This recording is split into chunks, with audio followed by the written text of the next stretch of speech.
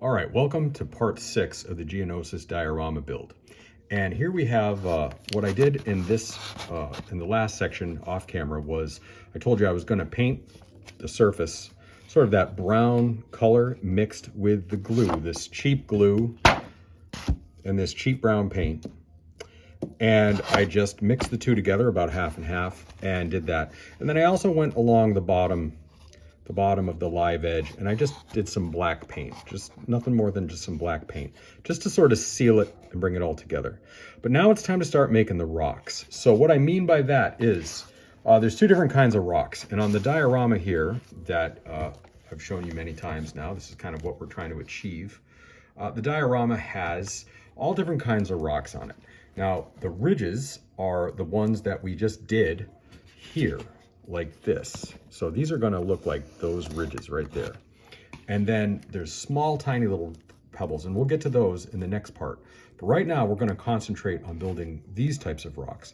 And these are simple, just paper mache rocks. And so all you need to do, I'm gonna move this out of the way here. What you're gonna need for this is good old toilet paper,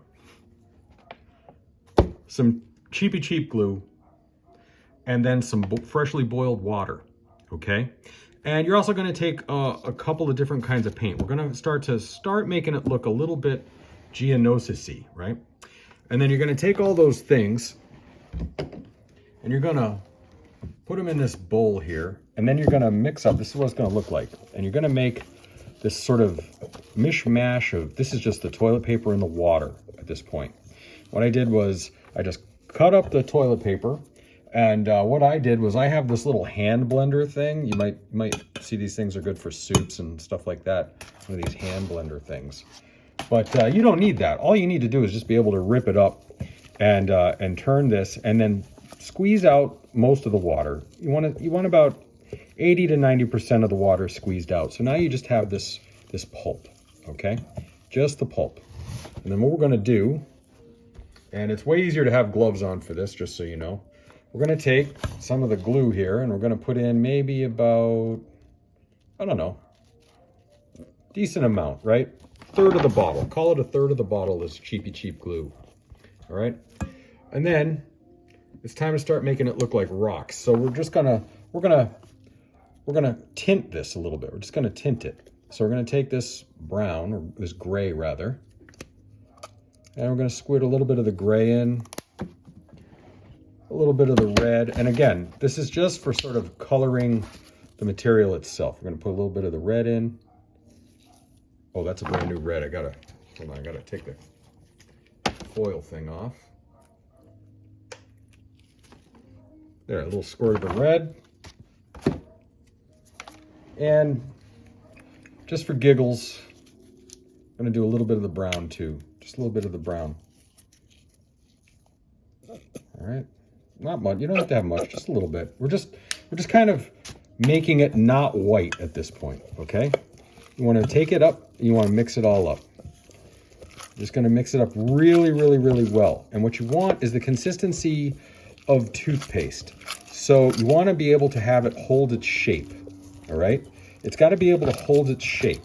So if it's a little bit too wet or a little bit too loose, not a problem at all. Add a little bit more toilet paper, and that will help firm it up a little bit. Or you can squeeze out more of the water before you go much farther.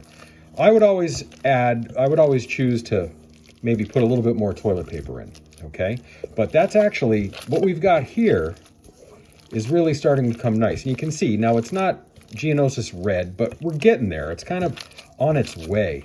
But the most important thing is you want to mix it absolutely thoroughly. You don't want any of the components unmixed. It's got to be like, if you've ever made a meatloaf or something like that, or meatballs, you want everything completely mixed, even beyond that point. You want it to be almost completely indistinguishable, the components. You want no clumps of the toilet paper remaining. So what you're going to do is, once you do that, I'm going to put that aside for a second. Then you're going to take a surface and you're going to just cover it in foil. And the reason why is because this is going to be almost like a cookie sheet. You could use a cookie sheet, I suppose, But we're going to make the rocks and we're going to put them on the sheet, and then we're going to let them sit probably for at least 12 hours until they harden.